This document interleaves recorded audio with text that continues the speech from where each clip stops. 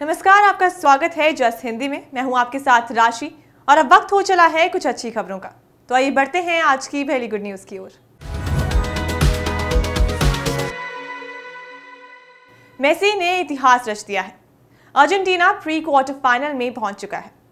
FIFA world cup 2022 के super 16 मुकाबले के लिए ग्रुप सी से अर्जेंटीना और पोलैंड की टीम ने क्वालिफाई कर लिया है। अर्जेंटीना ने मैच जीतकर और पोलैंड ने हारकर भी सुपर 16 में क्वालिफाई कर लिया है। लियोनेल मेसी की कप्तानी वाली अर्जेंटीना की टीम ने अपने करो या मरो के ग्रुप मुकाबले में पोलैंड की टीम को 2-0 से करारी शिकस्त दी। इस जीत के साथ ही अर्जेंटीना ने अपने ग्रुप में टॉप पर रहते हुए प्री क्वार्टर फाइनल में जगह पक्की कर ली है। अब सुपर 16 में अर्जेंटीना का मुकाबला ग्रुप डी की दूसरे नंबर की टीम ऑस्ट्रेलिया से होगा।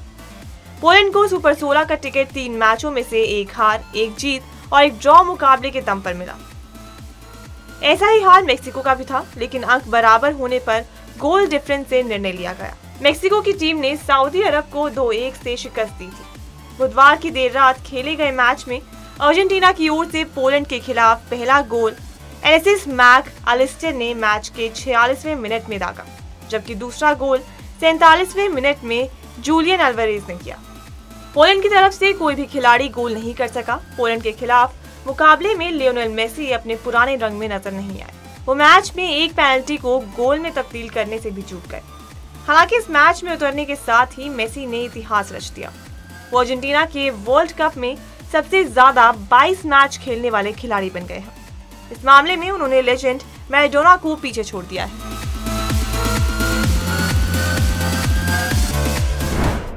भारतीय मूल की 3 महिलाओं को ऑस्ट्रेलिया की स्टेम सुपरस्टार के तौर पर चुना गया है। उन्होंने 60 वैज्ञानिकों, इंजीनियरों और गणितज्ञों में अपनी जगह बना ली है।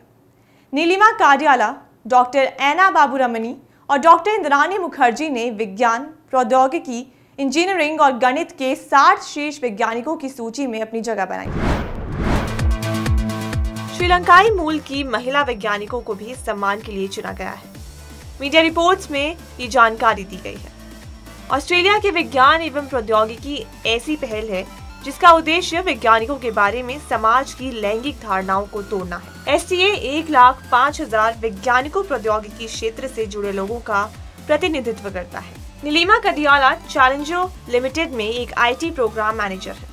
उन्हें वित्तीय सेवाओं, सरकार और FMCG सहित कई उद्योगों में 15 से अधिक वर्षों का अनुभव है। रिपोर्ट के मुताबिक वो सूचना प्रणाली में मास्टर ऑफ बिजनेस के लिए 2003 में ऑस्ट्रेलिया चली गई थी। तो वहीं डॉक्टर एना बाबूरमनी रक्षा विभाग विज्ञान और प्रौद्योगिकी समूह में एक वैज्ञानिक सलाहकार है। वो मस्तिष्क के बढ़ने और उसके काम करने से संबंधित विषयों पर काम करती है। उन्होंने मोनाश विश्वविद्यालय से PhD की है। इसके बाद यूरोप में पोस्ट डॉक्टरेट शोधकर्ता के रूप में 10 वर्षों तक काम किया है। डॉक्टर इंद्राणी मुखर्जी तस्मानिया विश्वविद्यालय में भूविज्ञानी है। जैविक संक्रमण से जुड़े विषयों पर अध्ययन कर रही हैं। वो भूविज्ञान, संचार और तस्मानिया में एक पोस्ट डॉक्टरल शोधकर्ता के रूप में काम करती हैं।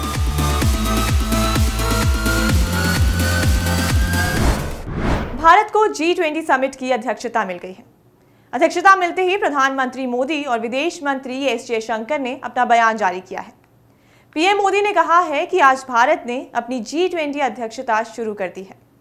G20 अध्यक्षता एक पृथ्वी, एक परिवार, एक भविष्य की थीम से प्रेरित होकर एकता को और बढ़ावा देने के लिए काम करेगी। उन्होंने ये भी कहा कि हम जलवायु परिवर्तन, आतंकवाद और महामारी जैसी बड़ी चुनौतियों का सामना कर रहे हैं। उनका समाधान आपस में लड़कर नहीं बल्कि मिलकर निकाला जा सकता है। बता दें कि भारत ने आज G20 की अध्यक्षता संभाल ली है।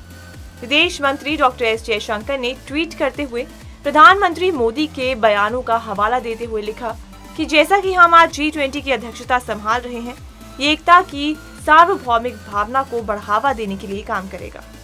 ये प्रकाशित करता है कि हमारी G20 प्राथमिकताओं को न केवल G20 भागीदारों बल्कि ग्लोबल साउथ में हमारे साथी यात्रियों के परामर्श से आकार दिया जाएगा। PM मोदी की बातें इस बात को रेखांकित करती हैं कि आज की बड़ी चुनौतियों का समाधान आपस में लड़कर नहीं बल्कि मिलकर काम करके किया जा सकता है। उन्होंने जोर देकर कहा कि भारत का एजेंडा समावेशी, महत्वाकांक्षी, कार्रवाई उन्मुख और निर्णायक होगा। कुल्लू धर्मशाला के लिए हवाई सेवा का इंतजार कर रहे लोगों के लिए एक राहत की खबर है। इन दोनों जगहों के लिए अलायंस इंडिया 9 दिसंबर से अपनी हवाई सेवाएं शुरू कर रहा है।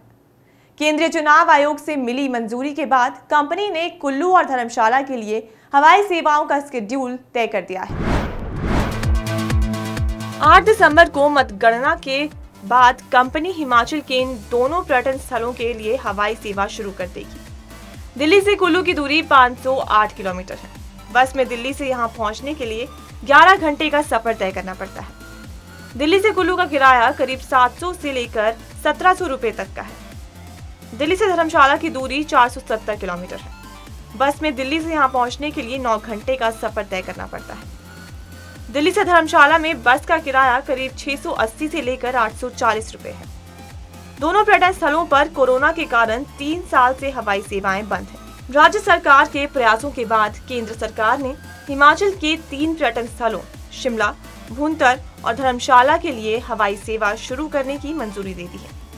शिमला के लिए तो सितंबर में हवाई उड़ानें शुरू हो गई थी, लेकिन कुल्लू धर्मशाला में अभी तक हवाई सेवा शुरू नहीं हो पाई। विधानसभा चुनाव में लगी आचार संहिता के चलते मामला 2 महीने और लटक गया। कंपनी अब 9 दिसंबर से इन दोनों जगहों पर हवाई जहाज की लैंडिंग करवाने की तैयारी करेगी।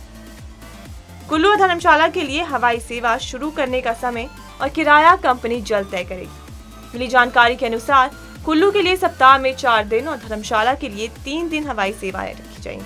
पर्यटन विभाग ने अलायंस एयर कंपनी के साथ सितंबर 2022 में MOU साइन किया था।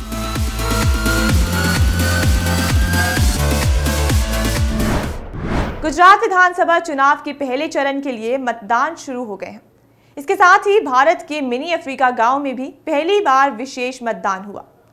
जूनागढ़ जिले के जम्बूर गांव में आदिवासी बूथ। इस चरण के मतदान में 2 करोड़ से अधिक मतदाता कच्छ, सौराष्ट्र और दक्षिण गुजरात के 19 जिलों में फैले निर्वाचन क्षेत्रों के भाग्य का फैसला करेंगे। जम्बूर गांव में एक वरिष्ठ नागरिक ने बताया कि हमारे लिए बहुत खुशी की बात है कि चुनाव आयोग ने हमें वोट देने के लिए एक विशेष बूथ बनाने का फैसला किया है। ये पहली बार हो रहा है जिससे हमें बहुत खुशी हो रही है। हमारे पूर्वज अफ्रीका से हैं और हम कई साल पहले भारत आए थे। जब जूनागढ़ में किला बन रहा था तो हमारे पूर्वज यहाँ काम के लिए आए थे। पहले हम रतनपुर गांव में बसे थे और फिर धीरे धीरे जावर गांव में बस गए। हमें सिद्धि आदिवासी समुदाय का दर्जा मिला है। रहमान ने कहा कि हमारे पूर्वज अफ्रीका से होने के बावजूद हम भारत और गुजरात की परंपरा का पालन करते हैं। तलाला से निर्दलीय चुनाव लड़ने वाले अब्दुल मगुज भाई ने कहा कि इलाके में स्थानीय समुदाय पीड़ित है। उन्होंने कहा कि गांव 2 नदियों के बीच में स्थित है। यहाँ सभी एक साथ रहते हैं। मैं तीसरी बार यहाँ से चुनाव लड़ रहा हूँ। हम चाहते हैं कि हम भी विधानसभा में जाएं, हमें अधिकार मिले ताकि हम और अच्छा काम कर सके। हमें भारत का अफ्रीका कहा जाता है। हम सिद्धि आदिवासी समुदाय के रूप में जाने जाते हैं। सरकार आदिवासियों को मदद देती है, वहाँ इसमें कोई दिक्कत नहीं है, लेकिन यहाँ हमारा स्थानीय समुदाय पीड़ित है। हमें उतनी सुविधाएं नहीं मिलती। राजस्थान में मुख्यमंत्री बाल गोपाल योजना और मुख्यमंत्री निशुल्क यूनिफॉर्म वितरण योजना का शुभारंभ करते हुए प्रदेश के मुख्यमंत्री अशोक गहलोत ने राज्य में 1ली से 8वीं कक्षा के छात्रों को मिड डे मील में सप्ताह में 2 दिन दूध देने की घोषणा की है। गहलोत ने इस अवसर पर उपस्थित छात्रों के बीच यूनिफॉर्म का वितरण किया और कहा कि गुणवत्तापूर्ण शिक्षा और बेहतर स्वास्थ्य उपलब्ध कराने के लिए राज्य सरकार प्रतिबद्धता से काम कर रही है और इस दिशा में ये दोनों ही योजनाएं महत्वपूर्ण हैं। सीएम ने कहा कि मुख्यमंत्री निःशुल्क यूनिफॉर्म वितरण योजना के अंतर्गत राजकीय विद्यालयों में कक्षा 1 से 8 के विद्यार्थियों को ड्रेस के 2 सेट के लिए कपड़ा मिलेगा और सिलाई के प्रति विद्यार्थी 200 रुपए सीधे बैंक खाते में स्थानांतरित किए जाएंगे। कक्षा 1 से 8 तक राजकीय विद्यालयों में करीब 67 लाख विद्यार्थी अध्ययनरत हैं और इस योजना पर 500 करोड़ रुपए खर्च होंगे। अब शिक्षक और अभिभावक सुनिश्चित करें कि विद्यार्थी विद्यालय में नियमित यूनिफॉर्म पहनकर आए। मुख्यमंत्री ने कहा कि बाल गोपाल योजना के तहत राज्य में मिड डे मील कार्यक्रम से राजकीय प्राथमिक, उच्च प्राथमिक विद्यालयों, मदरसों और विशेष प्रशिक्षण केंद्रों में अध्ययनरत कक्षा 1 से 8 तक के बच्चों को मिल्क पाउडर से तैयार दूध मंगलवार और शुक्रवार को उपलब्ध कराया जाएगा। दूध का वितरण प्रार्थना के बाद होगा और गुणवत्ता सुनिश्चित करने के लिए अध्यापक या कमेटी के सदस्य दूध को चखेंगे। गहलोत ने कहा कि इस योजना पर राज्य सरकार द्वारा करीब 475 करोड़ रुपए धन किए जाएंगे। जलवायु परिवर्तन की चुनौतियों से निपटने के लिए भोपाल के राजा भोज एयरपोर्ट से 20 किलोमीटर दूर शीलखेड़ा में एशिया का सबसे बड़ा एटमॉस्फेरिक रिसर्च सेंटर अब पूरी तरह तैयार हो गया है। इसकी मदद से 300 किलोमीटर दूर मौसमी सिस्टम किस रास्ते आएगा, बादल कहां से कैसे आएंगे, कहां ओले गिरेंगे और कहां कितना पानी बरसेगा, ये सब पहले ही मालूम हो जाएगा। इस रिसर्च सेंटर में फिनलैंड से इंपोर्ट कर अत्याधुनिक तकनीक से बेड ड्वेल पोलरमेट्रिक रडार और KU बैंड रडार लगाए गए हैं। वैज्ञानिक इस रडार के जरिए ये भी बता देंगे कि ये मॉनसूनी सिस्टम कहाँ मौजूद है। IITM पुणे इसका हेडक्वार्टर होगा। IITM के डायरेक्टर R कृष्णन ने अपनी टीम के साथ सेंटर का निरीक्षण किया।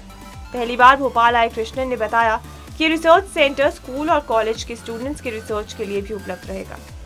मिनिस्ट्री ऑफ अर्थ साइंस के अधीन आने वाले IITM की निगरानी में ये सेंटर स्थापित किया गया है। सेंटर की इलेक्ट्रिफिकेशन, इंटरनेट से जुड़ी सुविधाएं, बाउंड्री वॉल समेत अन्य व्यवस्थाएं पूरी हो गई हैं। अगले महीने केंद्रीय मंत्री की मौजूदगी में इसका औपचारिक उद्घाटन किया जाएगा। इस सेंटर में पुणे, बेंगलुरु, कोलकाता सहित देश के कई शहरों के वैज्ञानिक काम कर रहे हैं।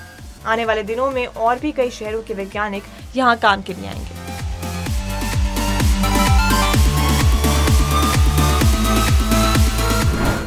गुड न्यूज में आज के लिए सिर्फ इतना ही। फिर लौटूंगी कुछ अच्छी खबरों के साथ। तब तक के लिए मुझे दीजिए इजाजत और देखते रहिए जस हिंदी।